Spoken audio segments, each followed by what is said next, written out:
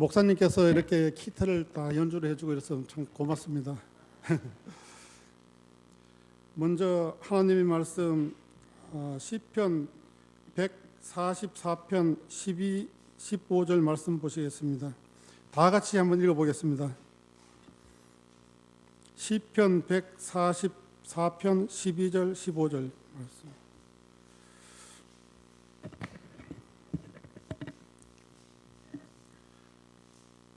시작.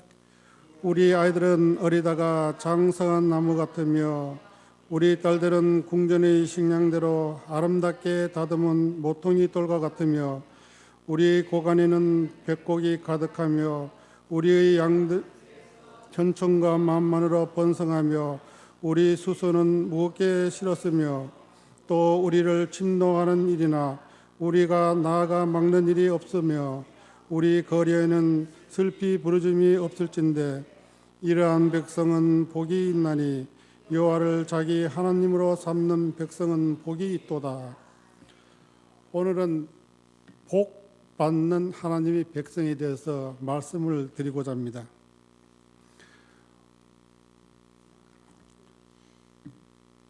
우리가 축복받는 사람의 모습을 세 가지 면으로 말하고 있습니다. 그것은 자녀와 산업과 생활 환경입니다. 이 세 가지가 사실은 우리 축복의 기본적 요소들입니다.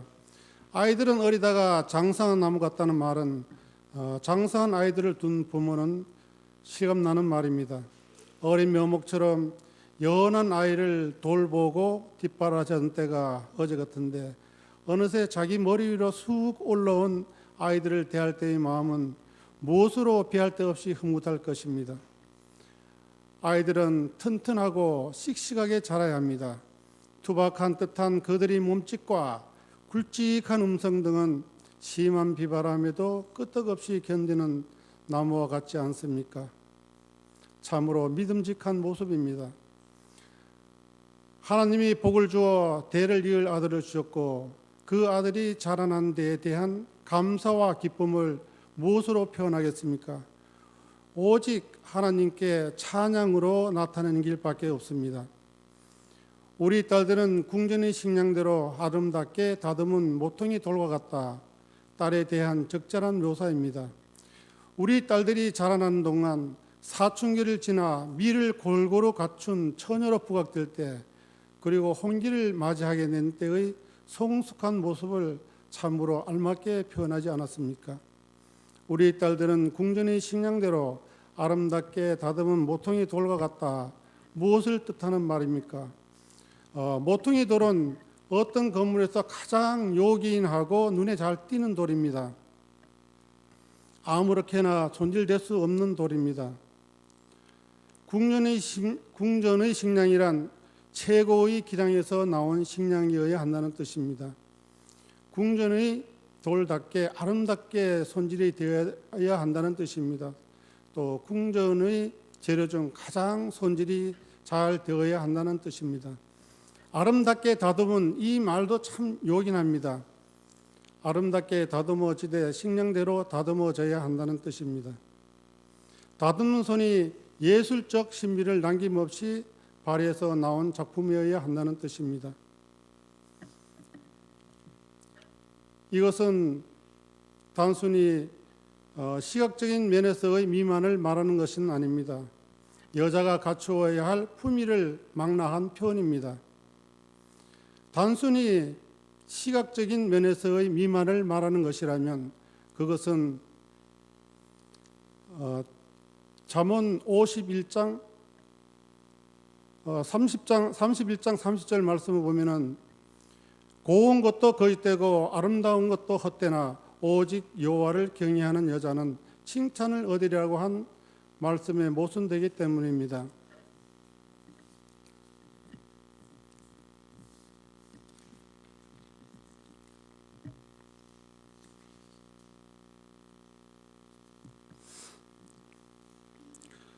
장성한 아이들은 어디에 내놔도 마음 튼튼함을 느끼게 되고 태산이 무너져도 그의 정직, 성실 등의 정신 자세에 추호의 흐트림이 없는 것을 느끼게 될 때 부모의 마음이란 참으로 행복하고 또 만족스러운 경지가 아니겠습니까?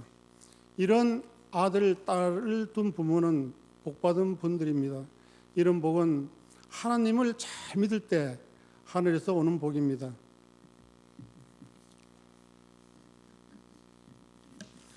신명기 28장 1절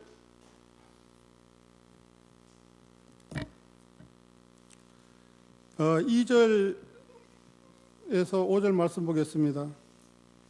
내가 내 하나님 여호와의 말씀을 순종하면 이 모든 복이 내게 임하며 내게 미치리니 성읍에서도 복을 받고 들에서도 복을 받을 것이며 내 몸의 소생과 내 토지의 소산과 내 짐승의 새끼와 우양의 새끼가 복을 받을 것이며 내 강주리와 떡 반죽 그릇이 복을 받을 것이며 내가 들어와도 복을 받고 나가도 복을 받을 것이니라.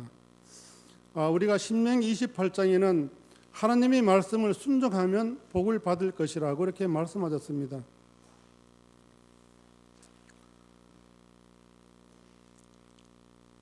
하나님은 복의 그늘심으로 이 말씀은 진리십니다. 고간의 벽곡 천천과 만만으로 번성하는 양 무겁게 짐을 실은 수소 등은 물질의 축복을 받는 것을 적절히 설명하는 말씀입니다.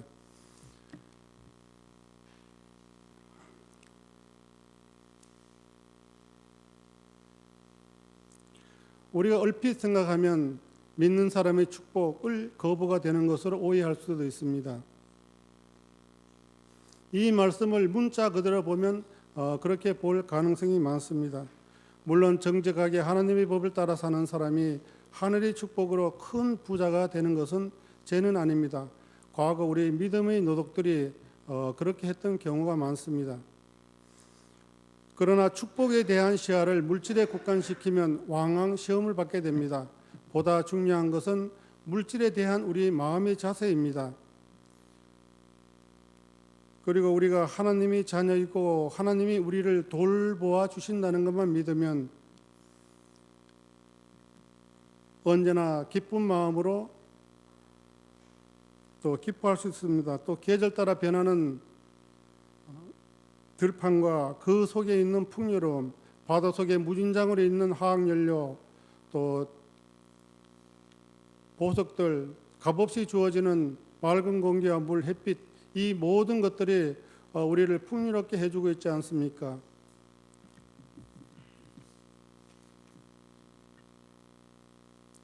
무엇보다도 하나님이 우리에게 재능도 주시고 또 건강도 주시고 또 정직하고 성실하게 사는 법도 우리한테 가르쳐 주셔가지고 현실에 맞는 생활 환경을 맞추어 살아가게 하시니 참 감사하지 않습니까?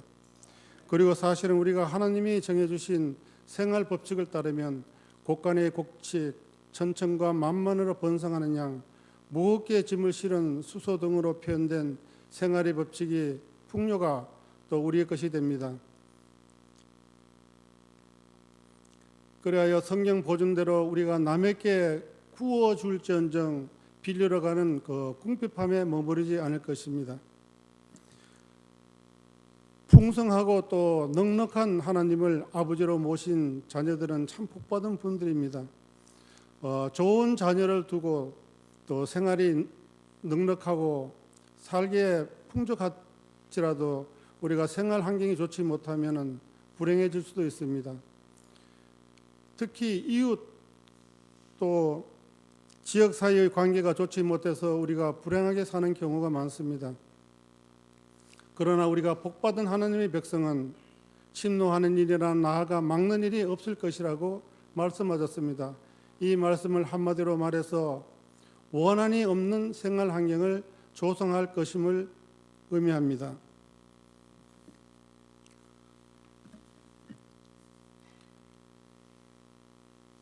또 축복받은 생활 환경 중 또 하나는 우리 거리에는 슬퍼 부르짐이 없다는 말에 나타나 있습니다. 산상설교에서 예수님께서는 긍휼히 여기는 자, 화평케 하는 자가 복이 있다고 말씀하셨습니다.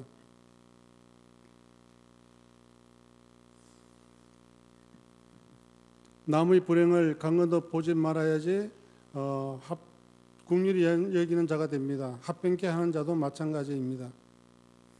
이러한 백성은 복이 있나니 여호와를 자기 하나님으로 삼는 자는 복이 있도다. 우리 여호와를 자기 하나님으로 삼아 우리 복받는 우리 성도님 되시기를 바라겠습니다. 우리가 이렇게 해서 또 복을 또 하나님께서 복을 주시는데 우리가 성경에서 또 복받은 분들이 또 계십니다. 그래서 우리가 중풍병자에서 우리가 하나님이 한테 복을 받는 것을 우리가 한번 생각해 볼 수 있습니다. 그래서 누가복음 5장 18, 26절 말씀을 보겠습니다. 한 중풍병자를 사람들이 침상에 메고 와서 예수 앞에 들여놓고자 하였으나 무리 때문에 메고 들어갈 길을 얻지 못한지라. 지붕에 올라가 기와를 벗기고 병자를 침상채 무리 가운데로 예수 앞에 달아내리니 예수께서 저희 믿음을 보시고 이르시되 이 사람아 내 죄사함을 받았느니라. 우리가 사람의 생활에는 우선순위가 있습니다. 언제나 일이 기다리고 또 갈 곳 많은 오늘날은 자칫 잘못하면 또 중요한 것을 빠뜨리고 그렇지 못한 일에 시간과 정력을 소모할 가능성이 많습니다. 그렇지 못한 일에 시간과 정력을 소비할 가능성이 많은데 또 모든 일에서 마찬가지로 우리 신앙생활에서도 우선순위가 있습니다. 그 순위를 무시하면 우리가 신앙생활에서 얻어지는 지고의 축복을 상실할 수도 있습니다. 마가복음 2장 2절 5절 말씀을 보시겠습니다.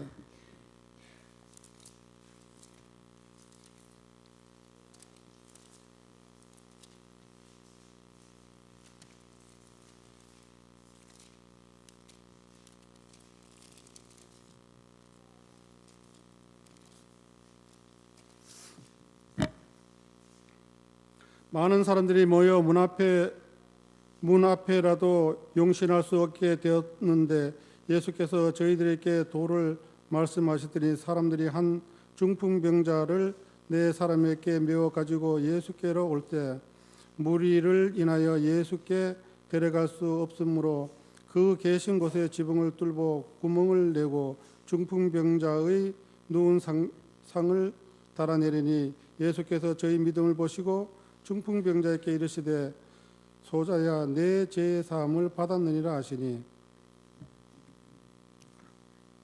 중풍병자는 예수님을 만나기 위한 열망이 특이했습니다. 그는 네 사람의 메어리만큼 속수무책의 형편에서 예수님에 대한 열망을 안고 그분 앞에 나와야만 했습니다. 그날은 예수님께서 많은 군중에 둘러싸여 있는 날이었습니다. 문 앞에서 용신할 수 없게 된 현실은 다음 기회를 찾기에 충분한 이유가 될 수 있었습니다. 그러나 그의 믿음의 진념에 감동된 친구들은 그를 지붕으로 메고 올라갔습니다. 또 기와를 벗기고 구멍을 뚫었습니다. 줄에 매달린 침상 하나가 내려왔습니다. 말씀 중에 계신 예수님 앞에 가련한 병자 한 사람이 나타났습니다. 참으로 놀라운 일이 아닐 수 없습니다. 병을 고치고자 하는 열망이 얼마나 간절했으면 그렇게까지 했을까요? 우리 상식선에서는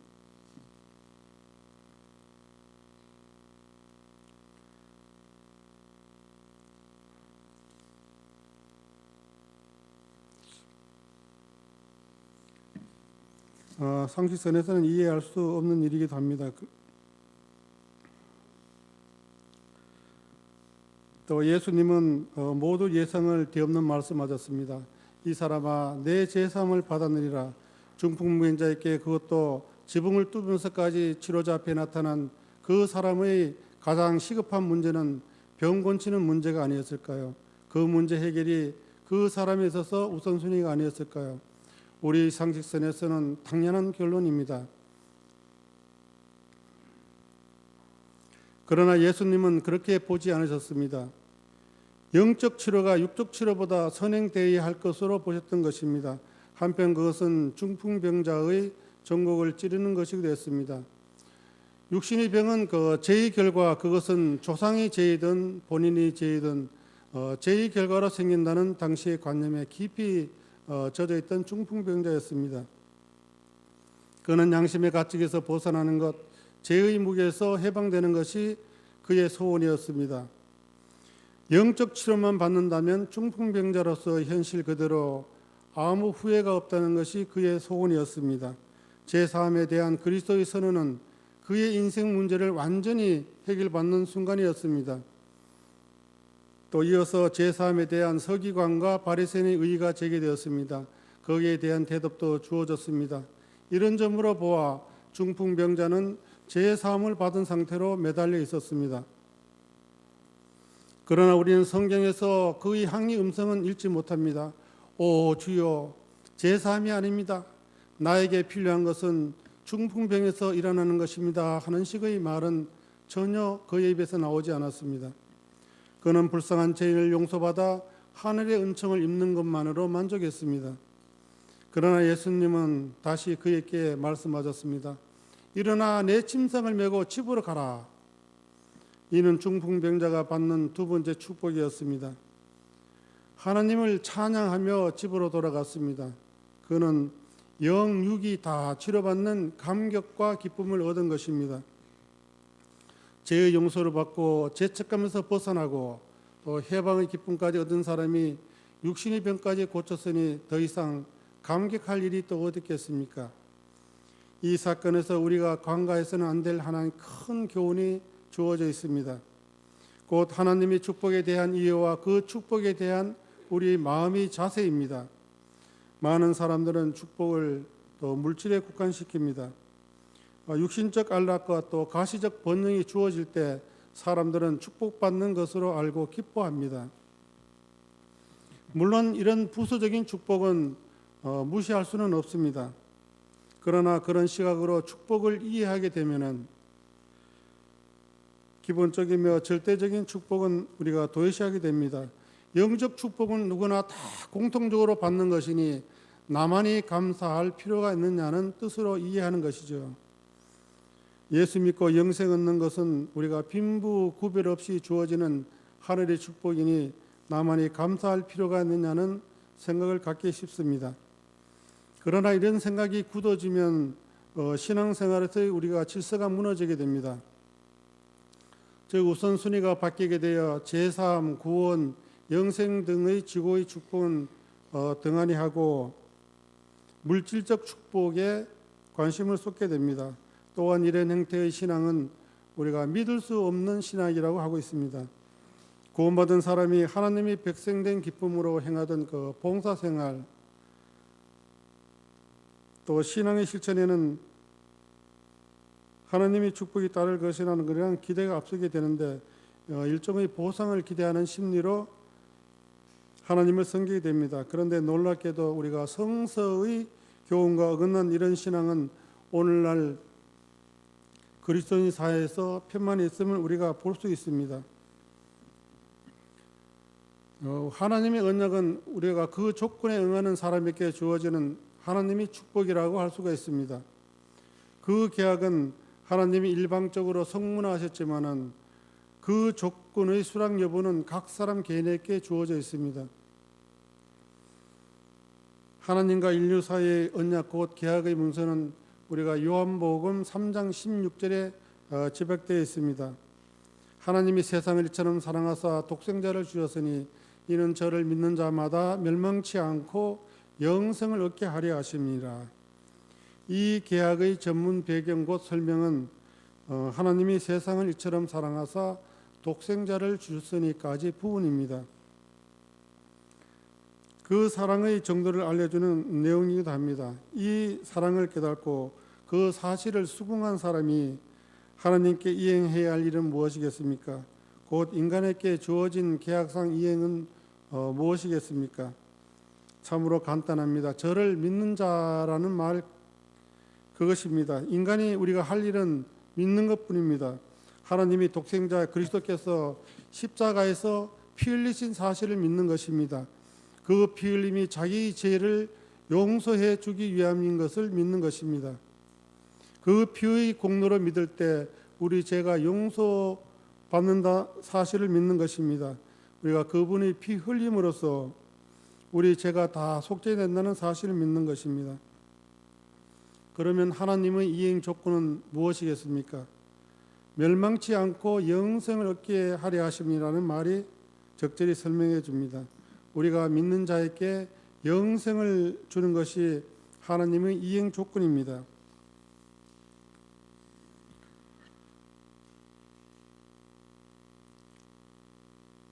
우리가 사는 날 동안 우리가 육신을 중풍병자는 우리가 사는 날 동안 육신을 자유롭게 써야 했기 때문에 였습니다. 그래서 하나님은 그 사실을 알으셨습니다. 그래서 성경은 시편 103편 13, 14절 말씀에 아비가 자식을 불쌍히 여긴 같이 여호와께서 자기를 경외하는 자를 불쌍히 여기시나니 이는 저가 우리의 죄를 아시며 우리의 진토임을 기억하시니로이다. 이렇게 말씀하셨습니다. 우리가 육신적 물질적 축복은 하나님의 언약에서 그 명시이 된 필수적인 축복은 우리가 아닙니다. 다만 부수적인 것에 불과합니다. 하나님께서 주시면 또 감사히 받되 겸손하고 또 우리가 두려운 마음으로 받을 성격의 것이라고 말씀하고 계십니다. 우리가 영생을 얻는 것마도 덧없이 기쁜데 이런 복까지 챙겨주십니까? 라는 그 심정으로 받아야 될 것이라고 이렇게 말씀하고 계십니다. 그래서 우리와 함께 하시기를 바라시며 또 우리를 찾으시는 주님께 우리 마음을 활짝 열고 우리 마음을 주님께 바치시는 우리 성도님 되시기를 바라겠습니다. 그래서 은혜의 시기는 우리가 길지 않다고 이렇게 말하고 있습니다. 우리 삶 가운데 바로 지금 우리 마음을 주님께 바쳐서 충성하시는 우리 성도님 되시기를 바라면서 말씀을 마치겠습니다.